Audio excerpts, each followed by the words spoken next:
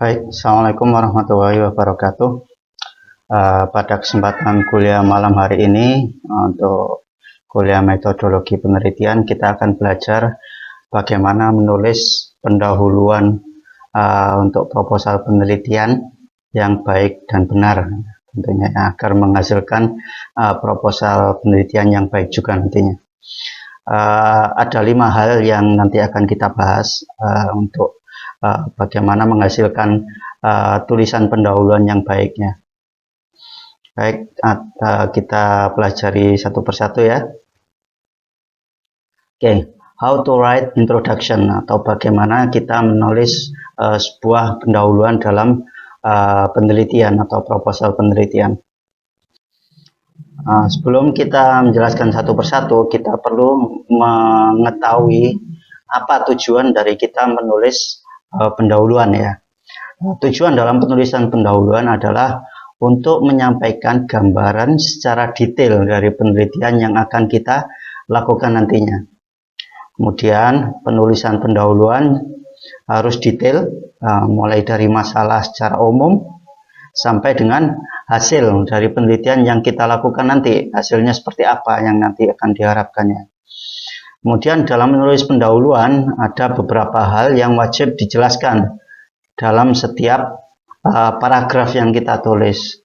Jadi ada poin penting pada tiap paragraf yang kita tulis ya dalam pendahuluan tersebut. Jadi tidak asal menulis ya, tapi tidak ada tujuannya. Jadi setiap paragraf tersebut harus ada poin yang disampaikan.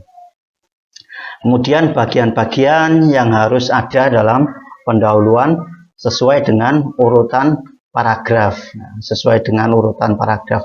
Karena tadi di judulnya ada 5 poin ya. 5 poin untuk menulis pendahuluan yang baik dan benar. Maka dalam setiap poin tersebut nanti akan kita jabarkan dalam satu paragraf. Yang pertama, ini ya, kelima-limanya disebutkan di sini. Yang pertama adalah common issue atau permasalahan secara umum, kemudian special issue, permasalahan secara khusus, kemudian an existing solution, yaitu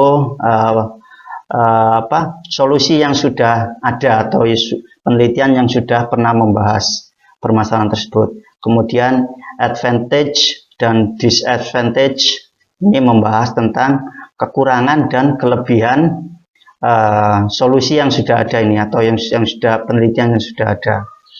Kemudian solution submitted. Nah, kemudian solusi yang kita tawarkan ini di bagian terakhir.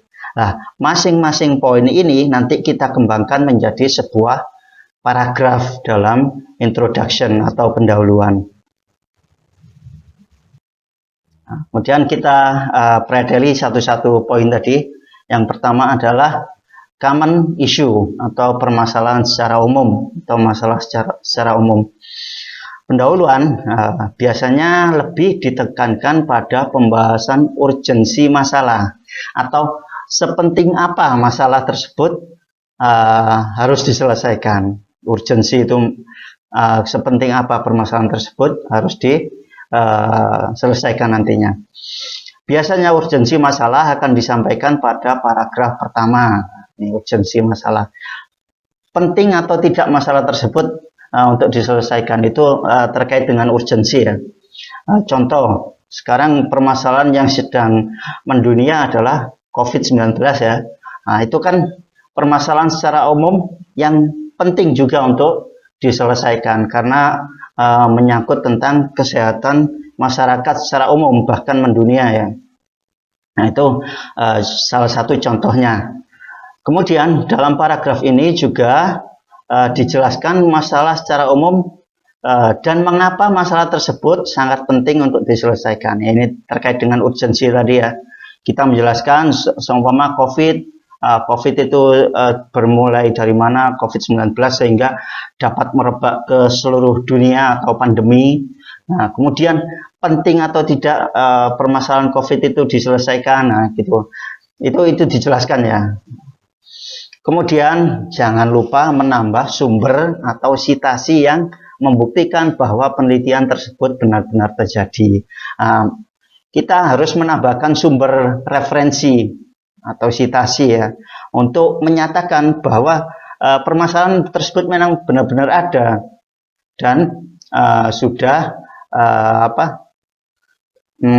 terjadi. Sumber ini bisa dari buku, bisa dari publikasi peneliti yang sudah meneliti sebelumnya. Nah, itu perlu dicantumkan atau harus dicantumkan. Kemudian setelah kita membahas permasalahan secara umum tadi atau common issue, kita di paragraf kedua kita membahas masalah secara khusus atau yang kita sebut tadi special issue tadi ya. Di masalah secara khusus ini lebih mengerucut ya, lebih spesifik dari masalah umum tadi. Oke, di sini jelaskan, setelah menjelaskan gambaran masalah secara umum, pada paragraf kedua jelaskan masalah yang akan diselesaikan secara khusus ya. Seumpama kita contohkan tadi COVID ya, COVID-19.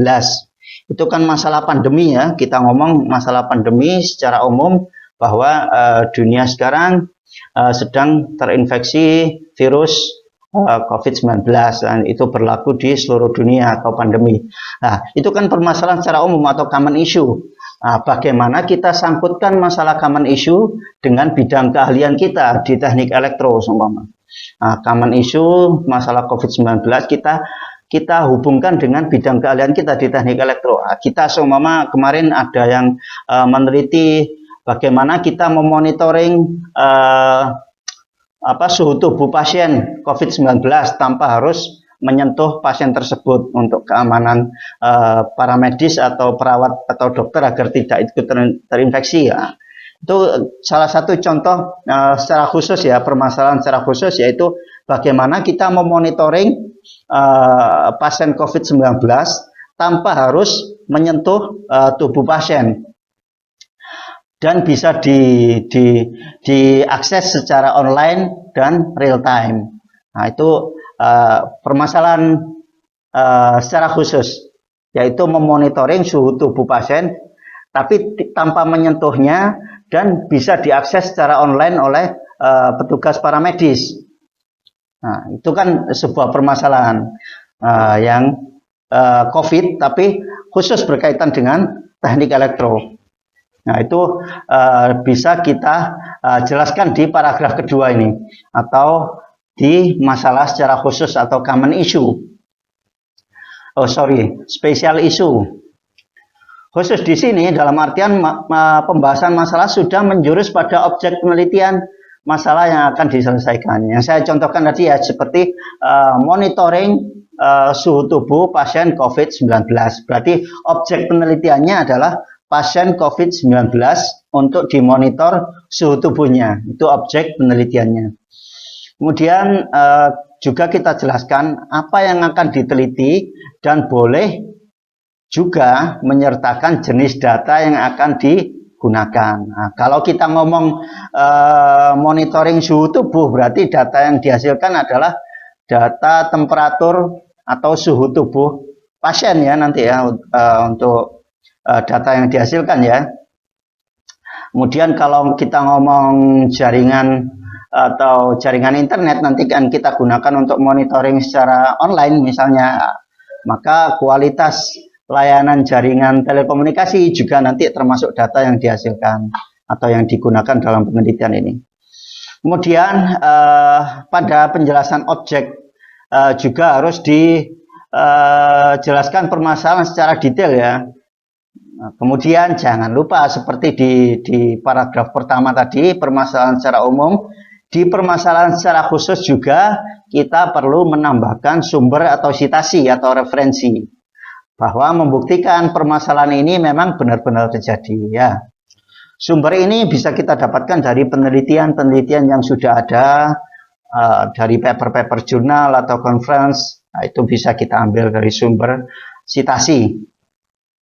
Ini adalah paragraf kedua yang memuat permasalahan secara khusus tadi ya. Kemudian kita lanjut di paragraf ketiga. paragraf ketiga ini adalah memuat an existing solution atau solusi yang sudah ada atau penelitian yang sudah dilakukan. Dalam hal ini penelitian terdahulu kita ngomongnya ya. Nah, biasanya permasalahan-permasalahan yang terjadi itu sudah ada yang meneliti. Nah, jadi kita akan ngomong di dunia secara global ya. Penelitiannya juga banyak yang sudah melakukan. Jadi pada paragraf 3 ini yang wajib ditulis dalam pendahuluan di paragraf ketiga ini adalah current solution, solusi yang sudah ada atau penelitian terdahulu yang membahas tentang permasalahan yang kita sampaikan di paragraf 1 dan 2 tadi ya. Terutama yang berkaitan dengan paragraf kedua. Contohnya tadi adalah monitoring suhu tubuh pasien COVID-19 secara online. Contohnya seperti itu ya. Nah, ini kita tampilkan di sini siapa saja yang sudah pernah meneliti itu. Nah, kita tampilkan di sini. Paling tidak nanti kita bisa menampilkan 3 atau lebih dari penelitian yang seperti itu yang sudah pernah ada.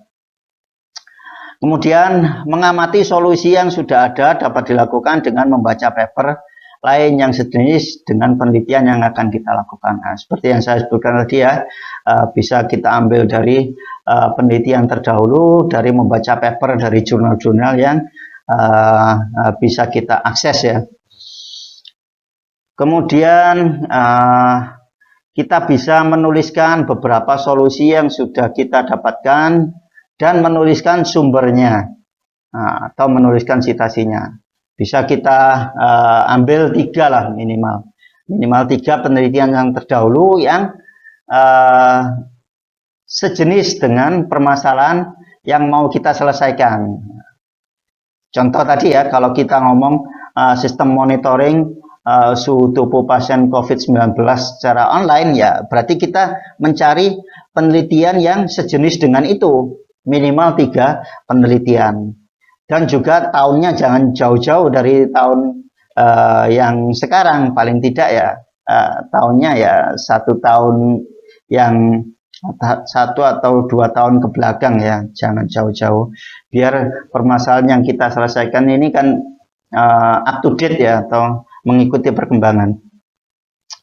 Kemudian penelitian terdahulu yang biasanya penelitian terdahulu yang biasanya dibahas dan ditulis pada pendahuluan adalah metode yang dipakai dari hasil penelitian yang dilakukan. Jadi penelitian terdahulu ini nanti bisa kita jelaskan atau kita deskripsikan metodenya pakai apa, kemudian hasilnya seperti apa gitu. Nah, itu kita kasih gambaran di paragraf ketiga ini. Paling tidak 3 penelitian terdahulu dengan topik yang sejenis dengan permasalahan yang mau kita selesaikan. Ini ada di paragraf ketiga ya. Kemudian di paragraf selanjutnya, di paragraf keempat, ini adalah kita membahas kekurangan dan kelebihan dari penelitian terdahulu atau solusi yang sudah ada. Kita bahas advantages dan disadvantages atau kekurangan dan kelebihan dari solusi yang sudah ada atau dari penelitian terdahulu. Jadi kalau kita tadi di paragraf ketiga menyampaikan 3 penelitian terdahulu, ya kita kupas di paragraf keempat ini. Dari penelitian terdahulu 3 tadi, itu kelebihannya apa saja?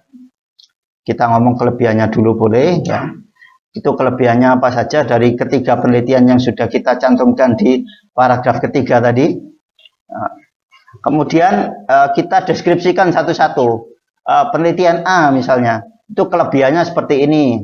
Bisa umpama sudah monitoringnya bisa real time, kemudian online, kemudian sistemnya sangat responsif misalnya ya.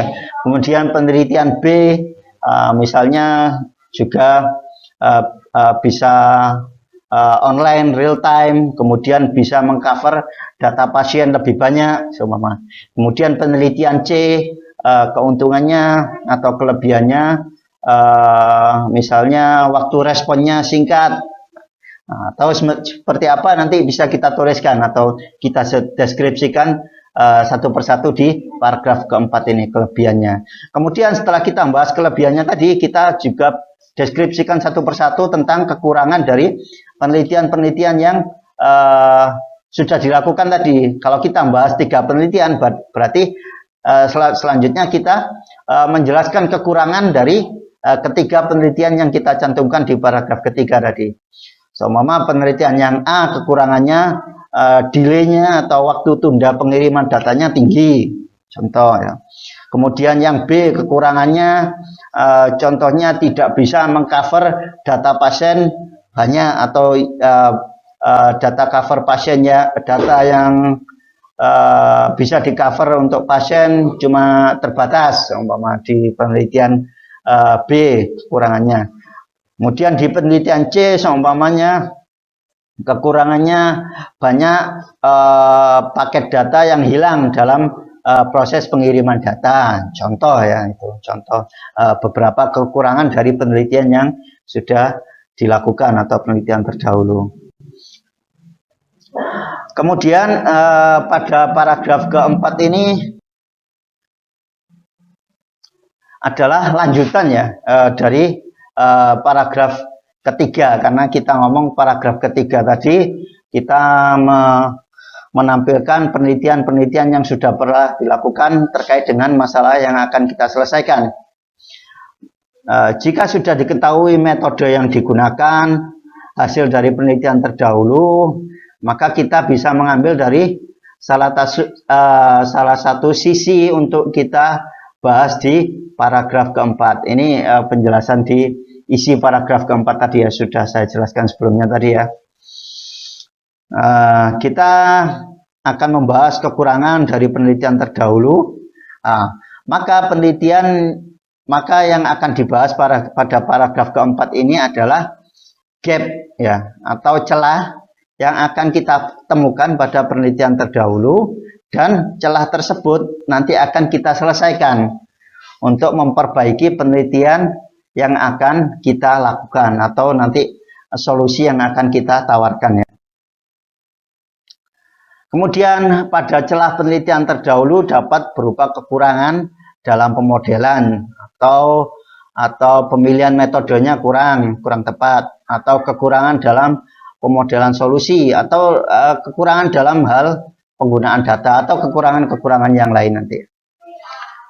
Kemudian jika kita akan membahas kelebihan dari penelitian terdahulu, maka paragraf ini akan dibahas apa kehebatan dari penelitian terdahulu yang bisa kita lanjutkan, tetap kita implementasikan dalam penelitian yang akan kita lakukan nanti.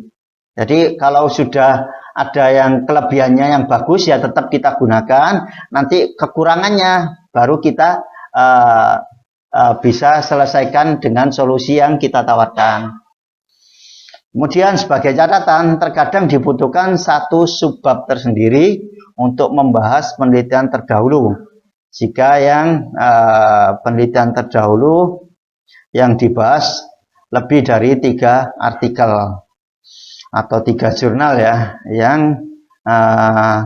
dan hal yang digali cukup banyak. Kalau di penelitian untuk di tugas akhir tahap S1 paling tidak ya tadi ya mencantumkan 3 penelitian terdahulu atau 3 jurnal ya.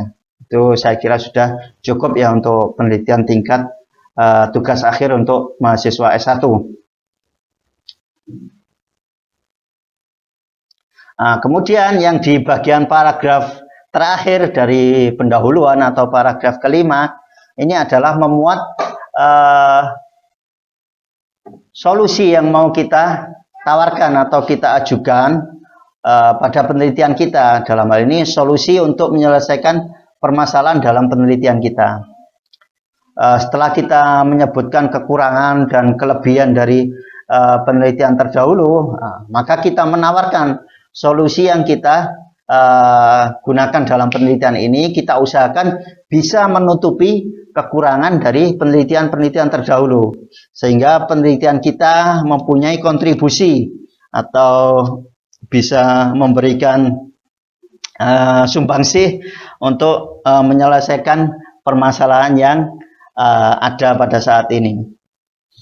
Oke, di sini dijelaskan, setelah kita menjelaskan kelebihan dan kekurangan dari penelitian terdahulu, maka langkah selanjutnya adalah menyampaikan bagaimana solusi yang akan kita ajukan untuk menyelesaikan permasalahan yang kita bahas pada paragraf 1 dan paragraf 2 tadi. Pada pembahasan ini dijelaskan metode yang akan kita gunakan seperti apa nantinya, kemudian data yang akan dihasilkan data seperti apa nantinya, kemudian hasil yang diharapkan nantinya seperti apa. Kita jelaskan juga di paragraf kelima ini. Jadi itu tadi ya, untuk menulis